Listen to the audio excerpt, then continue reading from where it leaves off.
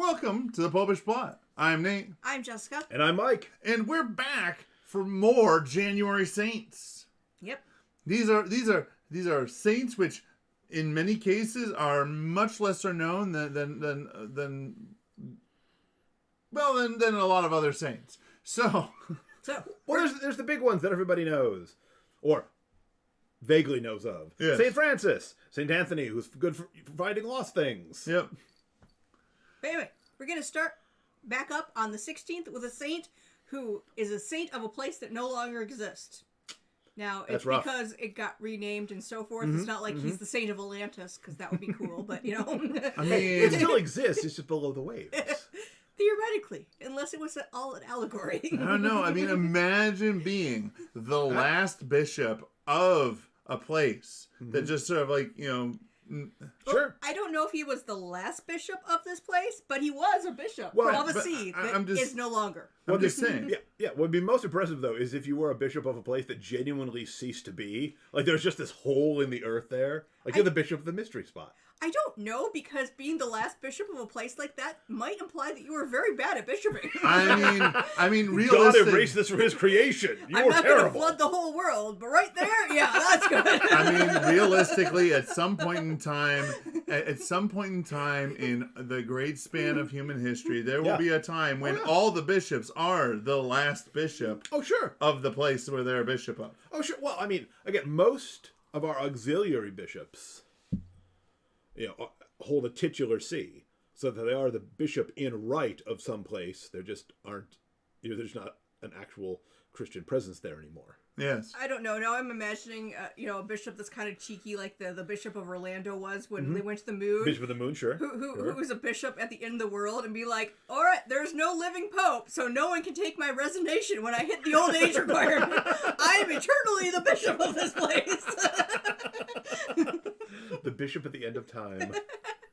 All right, but anyway, let's talk about January 16th. St Titan of Oderzo, who is the bishop of a see in Italy that no longer exists. And as Jess pointed out, it no longer exists simply because they changed the borders. They redistricted some sees, and that particular see, it's now, that particular place is now part of some other see as opposed to being a see in its own right. Mm-hmm. Yeah, but his name was Titan. Titan, that's great. Yeah. And next we have another one that has two saints listed. St Achillas, hermit in Egypt, along with St Amos. Yeah, like... I'm not mispronouncing Amos. Did it. I'm pretty sure that was... Well, again, we're transliterating from, Coptic? Yes. Yeah. Probably. There were lots of desert hermits in Egypt. A lot of saints. Next, we've got January 18th, Saint Day. Saint Day. Nice. It's Saint Day. It's Saint Day. From Redruth, England. Basically, nothing else is known about them. We don't know if Saint Day was a man or a woman, but every day, great saint. That's a good one. Name your kid Day. Yeah. Redruth.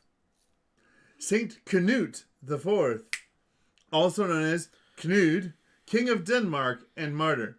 I do know this one. Yes, I've heard of Saint Knud as well. Yeah, like grandson, I think, of Canute the Great, or maybe great grandson. Yeah, it was one where I'm like, people have probably vaguely heard.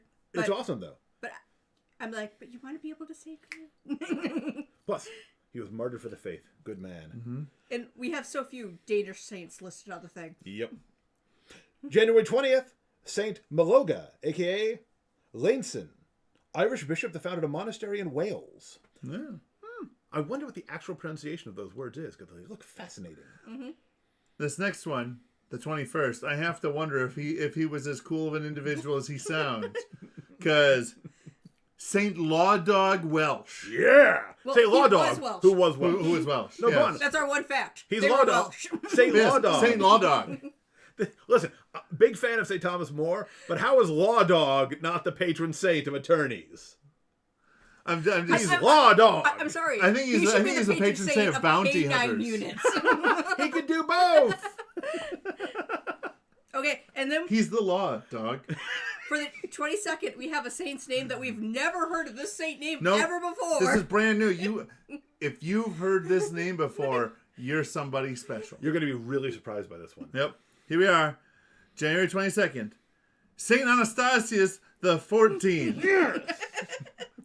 Persian martyr, was a magician and soldier before becoming Christian. The magician saint. I love it.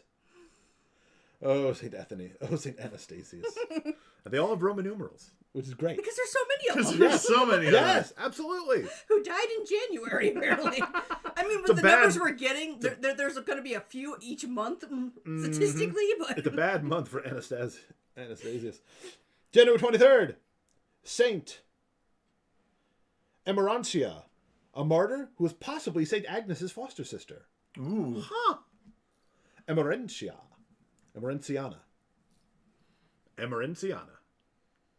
Martyr.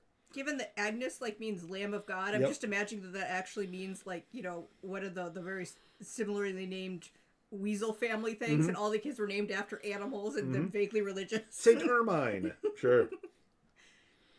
I have no proof because we already have our one facto from. Next, we have January 24th. It's more probable than Saint Banjo. Saint Guasacht, Nice. bishop and son of Milchu, the owner of St. Patrick when he was enslaved. Nice. So it's probably a hard CH on there. So Milchu. Well, and that's awesome that St. Patrick was able to convert the son of his former owner. Yeah. Lawdog. January 25th, Saint Poppo. A Benedictine abbot from Flanders. Poppo. I feel like he needs a kid show. Poppo the clown? Why are there more kids around named Poppo? Because they're literally being punched by the other kids in the nursery at the hospital. Lawdog will stand up for them.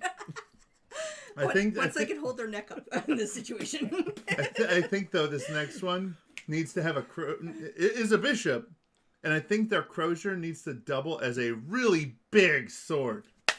Who do we got? St. Conan. Yes! Was he a barbarian? No, he's from the He Isle was of a Man. bishop on the Isle of Man. So maybe. So technically, He was Manx. under the original Roman rule, he was, because he didn't live in Rome. Yeah. Huh. Did the Romans rule the Isle of Man? Probably not. It's pretty up and Well, it's right in the middle of the Irish Sea. I know they didn't rule Ireland. yeah. Huh. Conan! That's awesome. They're technically a barbarian. Or he's just a giant-headed ginger on late-night television. You'll like this next one, Mike. Oh, yeah. That's the whole reason I put it there. Yeah. The 27th. Who is it? St. Julian of Le Mans. The first bishop of Le Mans, France, even though he never drove a race car.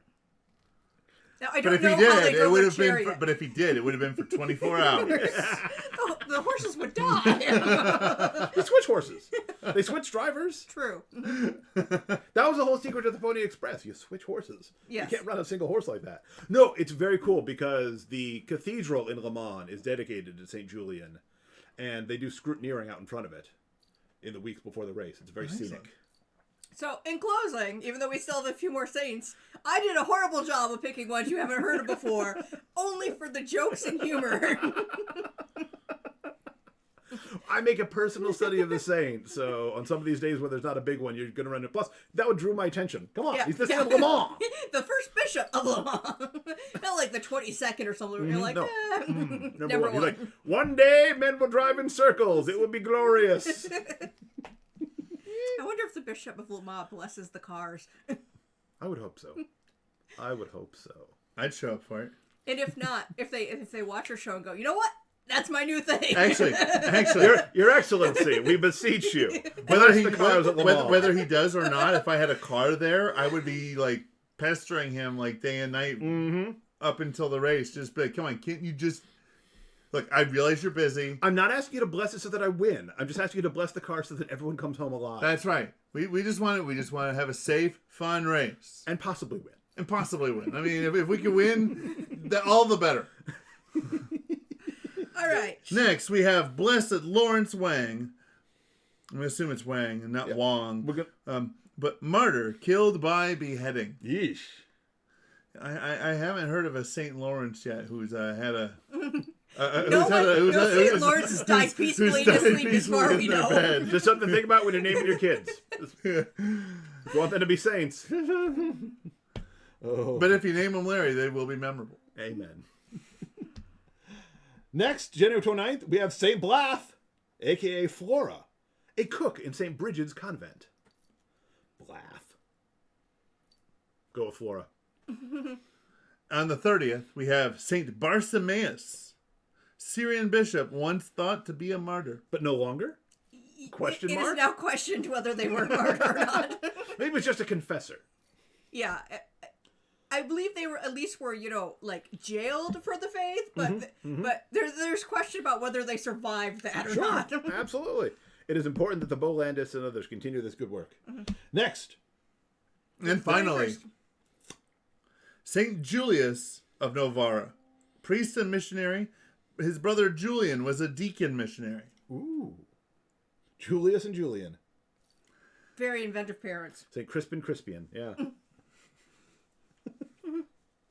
So, there you have it. At least one, sometimes two, obscure saints for every day in January. Mm-hmm. I mean, I think technically one had three because they had two step-siblings that were saints. All the St. Ethels. No. And once again, as we said before, if you know more about any of these saints than we do, please go down to the comment section below and share that info with the class. We could all benefit from your wisdom and knowledge. Or just share your opinion. Was that one guy martyred or not?